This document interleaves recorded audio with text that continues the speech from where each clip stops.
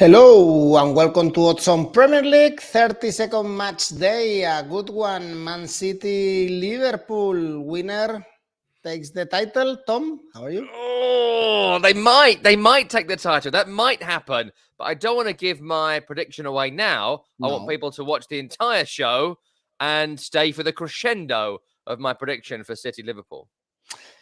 Let's wait. So tell me your predictions for that game, of course, in the comments, and don't forget to support us with likes, subscribes, and now let's go on with the show.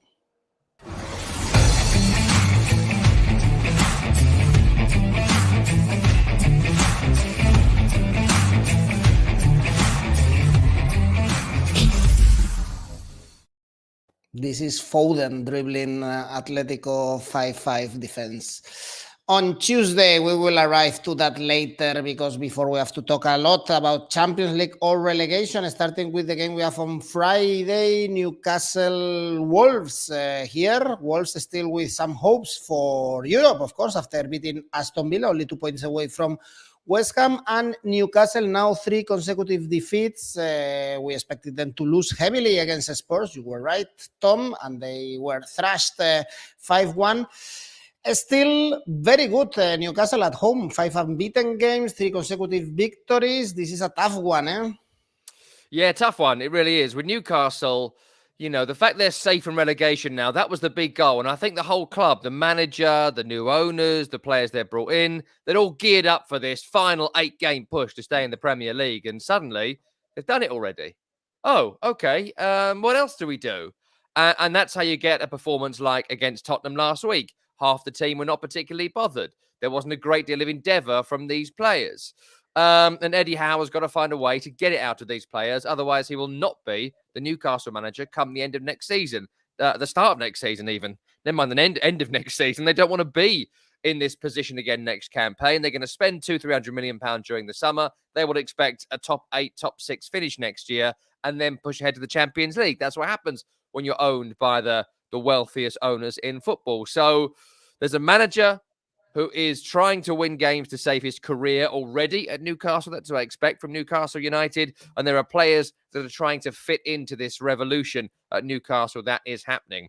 For Wolverhampton Wanderers, I hate them so much. I just hate watching them so much. If I was a Wolves fan, I would love them because they just constantly outhouse their way to results. It's endless Simeone-style skullduggery from first minute to last. They score a goal, they shut the game down. They don't attack, they barely shoot, they complain about every tackle, they complain about every decision, they take 10 minutes over every throw-in. And they're a very, very tough team to beat. They're a very tough team to get a win against when they've scored the first goal because they will just shut the game down. In terms of entertainment value, you wouldn't want them in Europe next year because they'd be a bad representative of what the Premier League is. But Wolves fans, why would they care about that? Bruno Lage, why would he care about that? There's a couple of ways I see this game going. Number one is that Wolverhampton Wanderers score the first goal and win by 1-0. And at 3.6, again, as always, that will rise going towards Friday night. I think that may be worth your time anyway. The other scoreline is that Newcastle win and they win by a couple of goals. If Newcastle were able to harness the power of St James's Park and really get on the front foot here against Wolves, they could overwhelm them with the attacking quality that they have. It depends whether Newcastle actually fancy winning a game of football or not, whether they're embarrassed by their recent performances and embarrassed by last week. So 2 scorelines here. I would suggest that Wolves winning is the more likely outcome. I'd suggest low scoring is the most likely outcome. Wolves to win under 2.5 goals, perhaps without conceding 2. Great odds then if you are backing Wolves, even if you go for Asian Handicap 0, for instance, so you get your money back if there is a draw. Then, this one. Danger, fear in Goodison Park. Everton, Man United. I read your tweet that Everton stinks of relegation after the defeat against Burnley, and things are turning black for the Toffees. I guess at least they are facing Man United, that they are not in great form, but at one point, no, I guess Man United have to give us a good performance and a victory if they want to play European competitions next week. Let's start with Everton, because there was a quote from Sean Dyche, the Burnley manager, following the game on Wednesday, which was shocking in a way. He said post-match, bearing in mind that Burnley were 1-0 up, Everton went 2-1 up, and Burnley went on to win 3-2. He said, "I'm not sure Everton know how to win a game." The Burnley manager said that of Everton, and he said that to his players at half-time, and he went on to be proved absolutely right. Everton, what a shambles. What a shambles of a football club. What a shambles of a team. I went to the game against West Ham last Sunday, where West Ham won at a canter. West Ham played at about 10%. There wasn't a great deal of endeavour about West Ham's performance. They were thinking about Lyon on Thursday, and they still managed to beat Everton without too much drama. Michael Keane, sent off in the West Ham game, has probably been, for me, the worst player in the Premier League this season. Decisions wrong, clearances wrong, positioning wrong, tackling wrong. Mason Holgate, where does he play? What does he do? Ben Godfrey, diabolical in the game against Burnley in midweek. John Joe Kenny's not a Premier League player. Mikalenko replaced in Luka Dean. They literally downgraded at fullback during January. Made no sense. Alan can't run. Dele Alli, does he even exist? If Dele Alli falls in a forest but no one's there to hear him, does he really exist? Like, what was the point of that signing? Dominic Calvert-Lewin, what's happened to him? I mean, I could go on. It's appalling. It's appalling at Everton. I don't know how they play. I don't know what they do. I'm not even sure they want to be in the league. Like, it's crazy what's happening there right now. Injuries to a problem. Yerry Mina, you can't build your team around Yerry Mina. He's always injured. He's got to go. Donny van der Beek got injured before West Ham. We don't know if he could play at the weekend. One or two others. Alan is probably going to be out. Andre Gomez is out. Tom Davies is out. We know Andros Townsend's out. So all sorts of issues for Everton. But teams down the bottom, when they're that bad, eventually they do something. Even the ones that go down, usually they do something. Everton need to do something unexpected. Otherwise, I think they will get relegated this season. For Man United, it amazes me how the meltdown goes when they draw a game. They drew against Leicester last week. They should have lost that game 4-0. They were awful. Absolutely awful in that game. And the meltdown has been a bit like, it was dreadful. Yeah, it was. But you got something from a game that you shouldn't have done. And that does say something about Man United, the quality of the players they've got. They're playing for a manager who has had no time to implement his style. Everyone knows they're almost like a woman who is 8 months pregnant and still working before her maternity leave starts. She's not answering the phone. She's not doing any work. I'm not going to a meeting. I don't care about this. I'm off for a year in a week. Don't call me. And that's how they're playing. But of course that's how they're playing. They left a caretaker in charge for half a year. Doesn't make any sense. We don't know about Ronaldo. We know Cavani's probably going to be out. That was a disastrous re-up on his contract. But without Ronaldo and without Cavani, there is no striker. The false nine didn't work. I'm not sure I'd bring Marcus Rashford back into this one. As ever, there is no point right now in this market betting on Manchester United, because all the casual punters bet on Man United, and that's why they find themselves at 1.7, 1.8 this morning. When really, to win a game against anyone, I would be looking at least 2.5 for Man United for every game, whoever they play at this moment in time. There's one score I like here. And that's Man United win and both teams score. I wouldn't put any of my actual money on Everton to win a football match at this moment in time. I'm not often one to back Manchester United either, but if you want to make it interesting, you can get around 4-1, 4.5 on both teams score, Manchester United win, and that's what I'll be looking for here. Yeah, both teams to score alone is 1.8, and you forgot about the Frank Lampard factor, no? Like appointing Frank Lampard in these circumstances as manager instead of someone who knows the job and how to get teams out of the danger. Well, let's go to the north of London. Arsenal, Brighton. Here also problems for Arsenal out of the Champions League. spots, you were absolutely right as well in that game against Crystal Palace. 3-0 defeat at home. They've been more reliable, and luckily for them, they are playing against Brighton, that another team that their season finished some weeks ago. Yeah, I was a bit too cautious on Monday Night Football. I fancied Palace, but I didn't want to go with it. I didn't want to recommend it to people. So I went draw and Palace win as a double chance. And I regret it now, having watched the game. Obviously, you do. But I always fancied Palace last week from the moment the week started until the game happened. So I wish I'd have gone bigger. But yeah, still got it right, as you say. Arsenal, the loss of Kieran Tierney is massive because they don't have a replacement left back. Takehiro Tomiyasu remains out. And Nuno Tavares is up there, or should it be down there, with Michael Keane and Juraj Kucka as the worst players in the Premier League this season. If he plays at left back, you attack Arsenal at left back. Lamptey running at Tavares could be a nightmare for Arsenal in this game. That being said, Arsenal are still a good football team. I expect Thomas Partey, if fit, of course, he came off against Crystal Palace to return to more like the Thomas Partey we've seen this season. He was atrocious at Selhurst Park on Monday. Too much travelling, I think. He played against Nigeria for Ghana on the Wednesday, so he wasn't ready to play. Apart from that, I'd expect Arsenal to return to something like what we've seen. Martinelli will come back in. That gives Arsenal better balance. And I expect Arsenal to win here quite easily because Brighton have been so awful. 1 point in 5, not won for 3 months. They don't score goals. A great line from Graham Potter, their manager this week, who said, I hope our fans stop shouting shoot at games because it keeps putting our players off, which I thought was terrific because the fans go to the Amex and they're like, please just score a goal, have a shot, hit the target. Come on, please. This is £30, this ticket. Just shoot that away.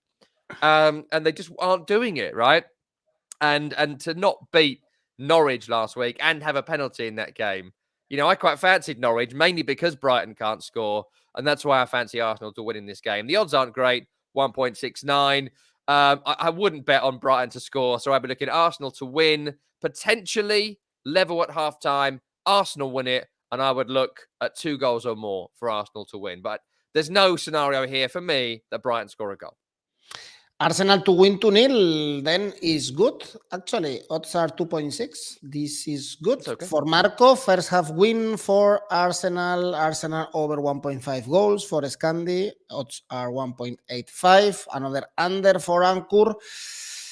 If Brighton is not scoring, then an under is good. And also Arsenal to win 2-0. The other team, another team of the capital, Chelsea, traveling to Southampton. We had a question before if the problems of the pitch is affecting Chelsea. Probably.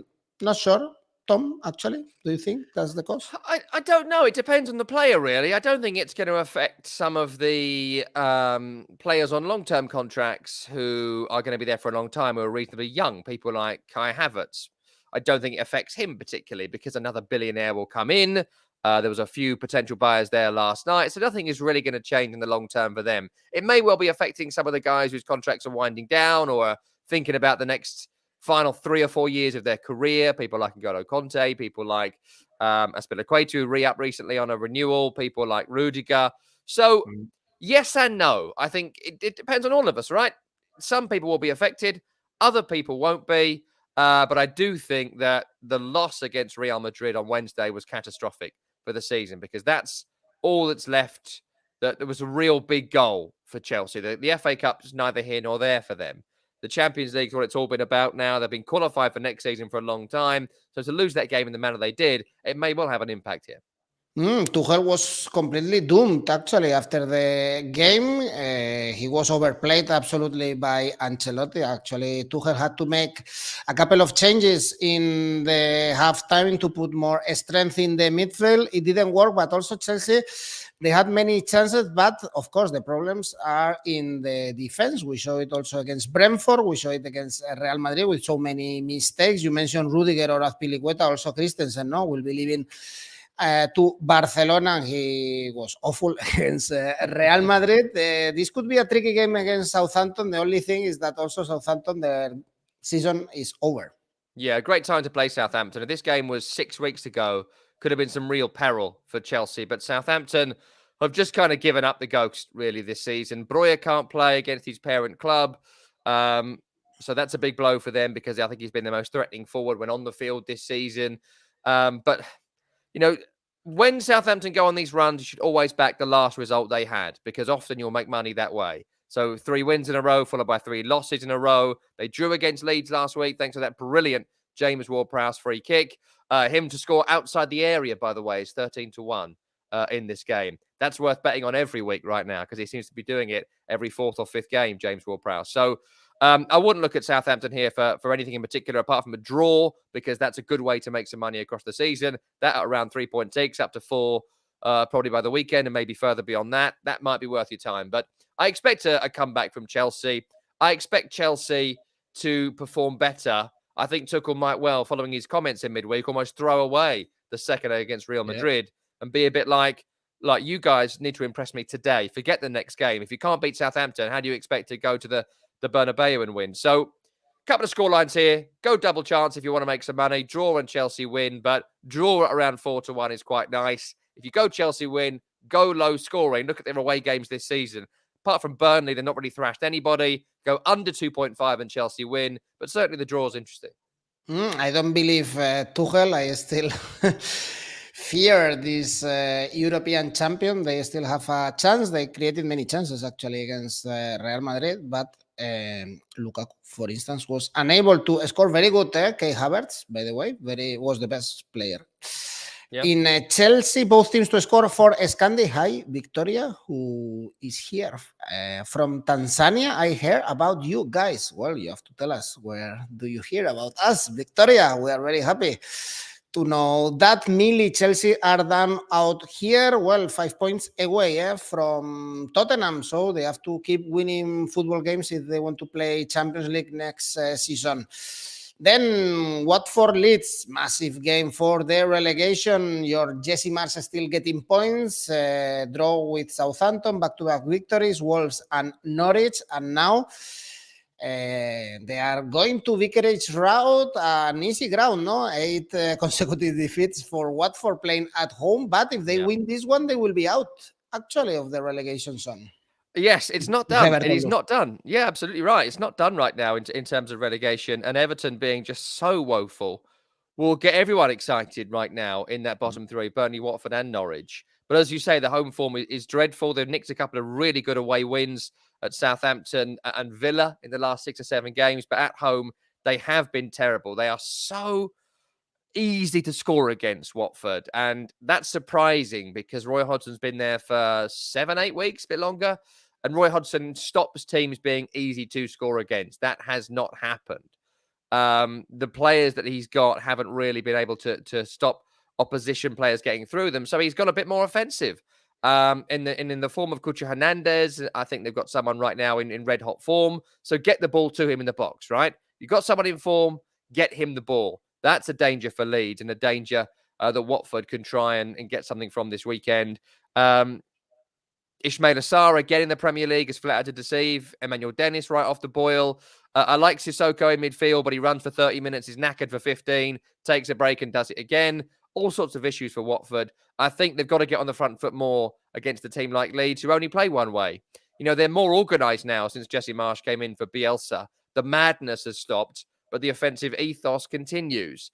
The trouble is finishing those chances. You know, poor old Patrick Bamford was in the commentary position this weekend because he's injured and isn't going to play anymore. And so who's going to finish those chances for them? They create them, they get in there, and then suddenly it's panic. What do I do? Like Dan James in front of goal. You know, it's like trying to teach a toddler how to use a spoon. Like it can't be done. You're like, you've got spaghetti all up the walls. Just eat something, will you? You know, it's so frustrating. But that all being said, in this game, it's 2 awful defenses with a lot on the line. This is going to be a thriller. This is a high-scoring game. This is a game above 3.5 goals. I'm looking at 2-2, high-scoring draw. Draw at 3.7 is nice, but 2-2 is even nicer. So look for a high-scoring game. Look for one of the teams to pip it, but really it's goals and the goals market I'm looking at here. Go for above 15 shots in the game and above 4 goals in the game. The result is neither here nor there in terms of gambling. If you're asking me to pick someone, I would go Leeds. All right, over 3 goals, 2.3, for instance. if you want to make some money in that market. So Victoria is here because Marco told her. So thank you, Marco, for Thanks, spreading the Marco. word.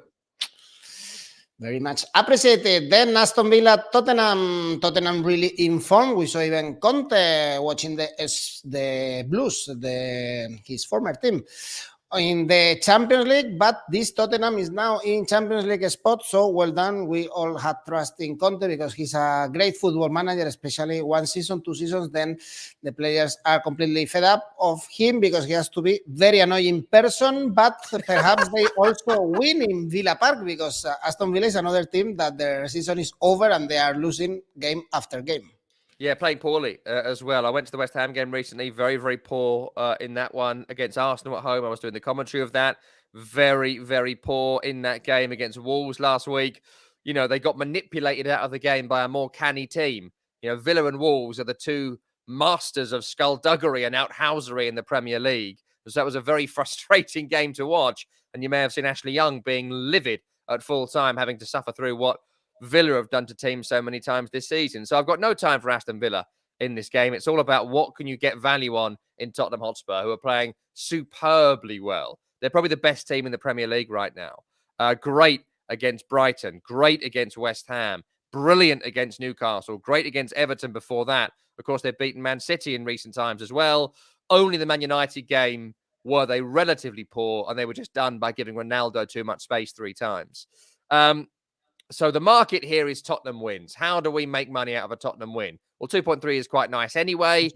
Put say a 50 down on that. You're going to make some decent money, a double your money bet. So that might be worth your time. But look at Kane and Son both to score. You get that at 7-1. Combine that with Tottenham to win at 2.5. That's going to be around 15, 16-1 by the time we get to the game. That could be very, very nice. But I'd be looking at Tottenham to win here in all sorts of ways. I don't see Villa scoring. Tottenham will win, scoring at least 2 goals and back one of Kane or Son. For me, I'd be picking out Son, but Tottenham win in all sorts of ways. Brilliant odds for Tottenham, 2.33. Armin is telling us that Antonio Conte is a very scary man. I actually agree. I think you put Ranieri on one side and Conte on the other side, and 2 Italian men, and they are completely opposite. But he's a great football manager, we have to say that. On Sunday, Brentford, West Ham, and here also we have very good odds. If we are back in Brentford after destroying Chelsea, this is one of the teams that their season is over, but actually they are getting really good results now that they are very relaxed. 3 victories in the last 4 games, and we know that West Ham, they have that very important game against Lyon in the Europa League. So I guess they will rotate heavily for this game if they have players. Well, yeah, it's a great point. Look, briefly on Brentford, I think that the reason they are down where they are, I've said to you since we did the first show of the season in August, I thought they would stay up. I wobbled a little bit over December and January, but the reason was they had 11, 12, 13 players out at times. The best 2 players, Tony and Mbeumo, and the goalkeeper, David Raya, were all missing for a long period of the season. So to be safe right now, incredible achievement from Thomas Frank and Brentford. Last week against Chelsea, any other week of the season, any other time of the season, it would have been the story of the weekend. An incredible win at Chelsea. They were incredible, and yet it kind of got bumped down to the 3rd biggest story of the weekend because of what else is happening. But Christian Eriksen's made a massive difference, playing tremendously well. Ivan Toney looks every inch the Premier League striker. Him and Mbeumo have a great relationship.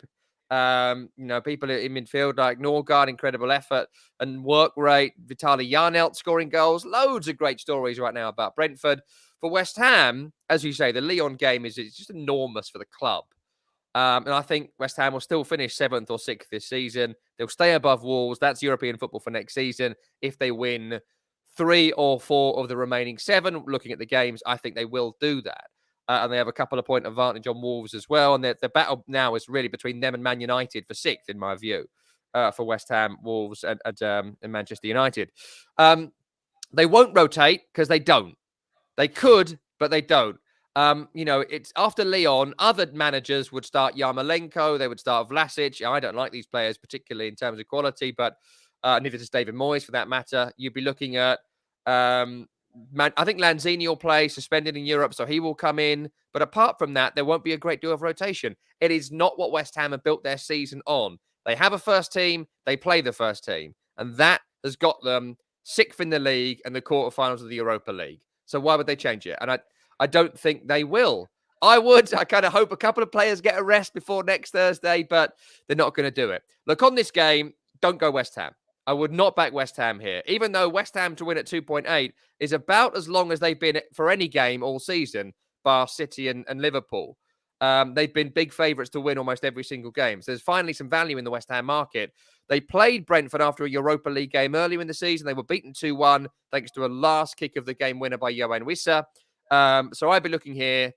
Brentford to win at 2.7 is nice, up to 2.8, 2.9 already. That's going to go to about 3-1 by Sunday. So Brentford to win is already a nice bet. Double chance it with the draw. You're still going to make your money here. And with those odds being as good as they are, I wouldn't go more glamorous than that. The only thing I'd tip to avoid is don't bet on West Ham this weekend. Last time you said don't bet on West Ham won. I remember that. No, don't remember it.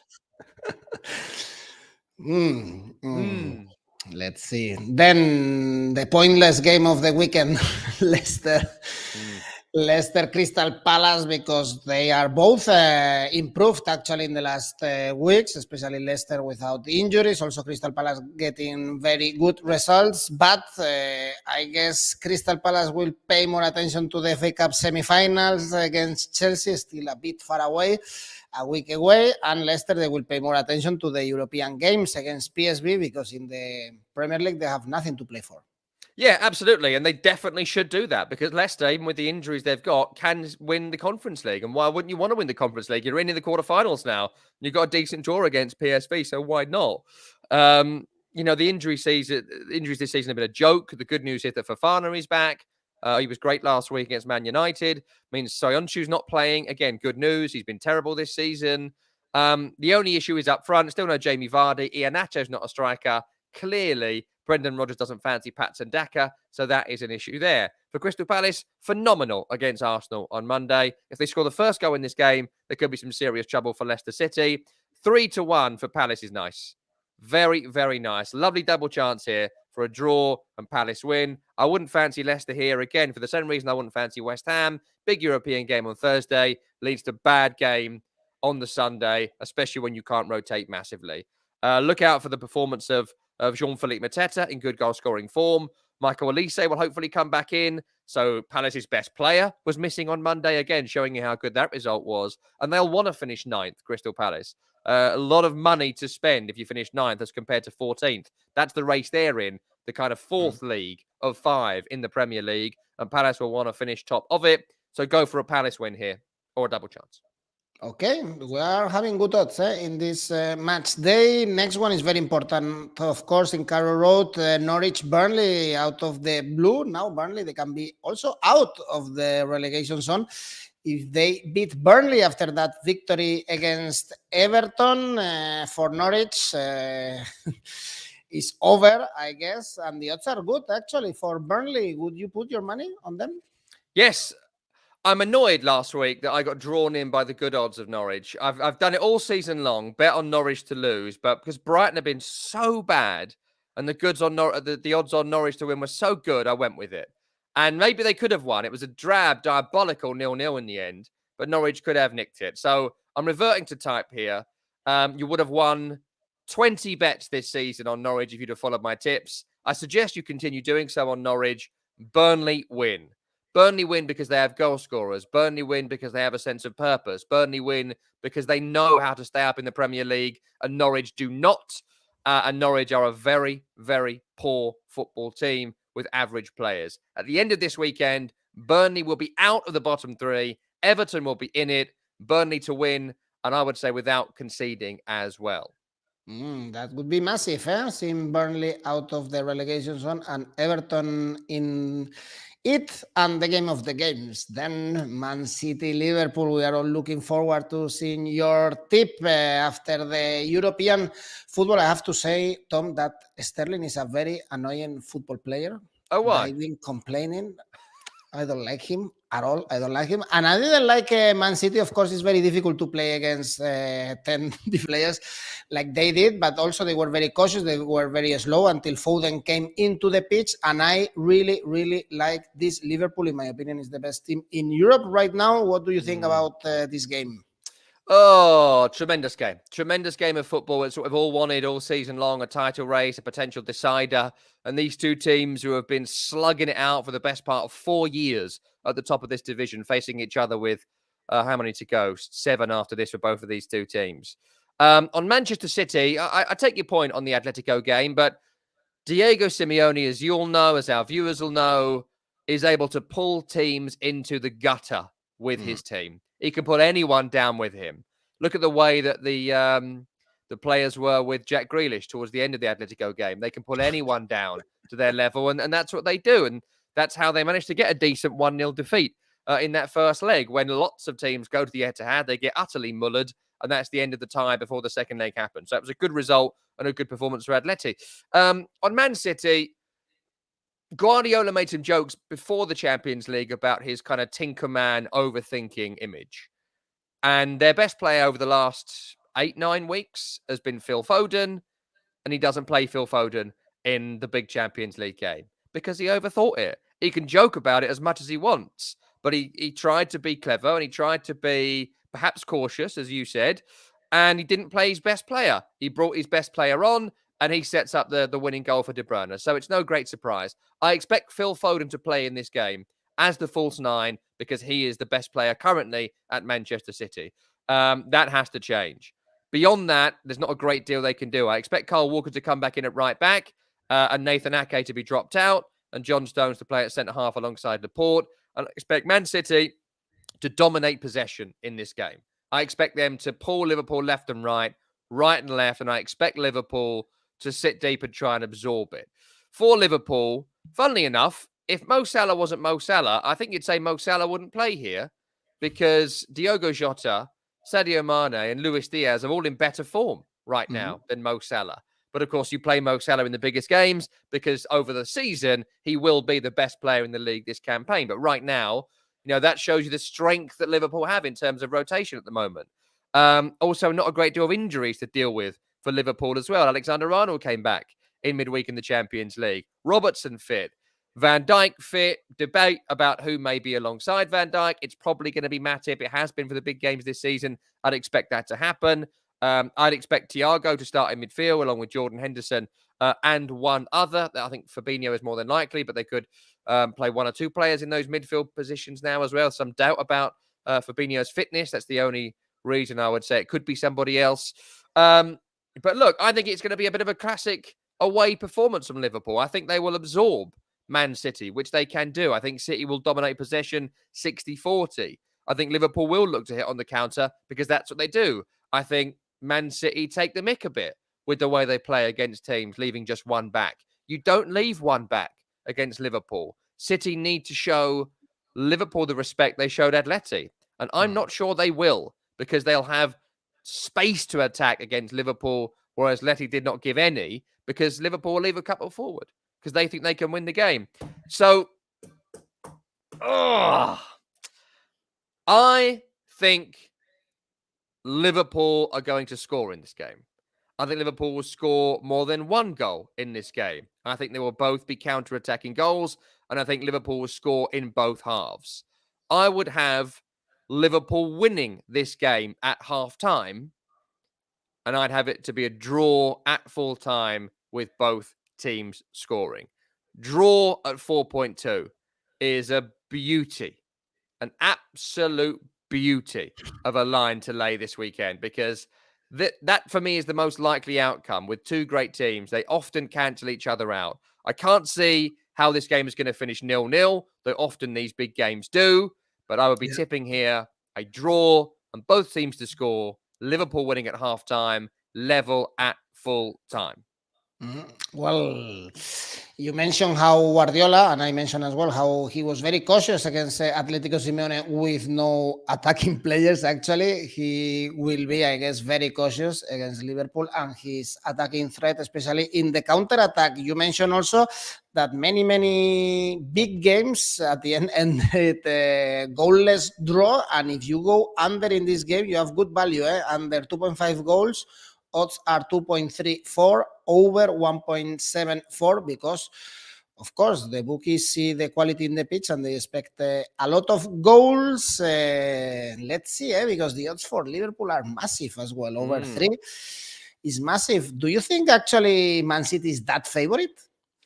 I'm As the surprised odds at are this. full? I'm really surprised at this, actually. They were 3.5 this morning, 3.68 now. They're going to go up. By the weekend, they always do. So Liverpool going into kickoff on Sunday might be at 4-1. Liverpool want 4-1 to beat anybody ever. So that could be real tempting come half an hour before kickoff or an hour just before we get the teams. It could be well worth placing your bet at that moment in time. But look, City are so good. They are so good and have been so good for so long and have a generational genius manager.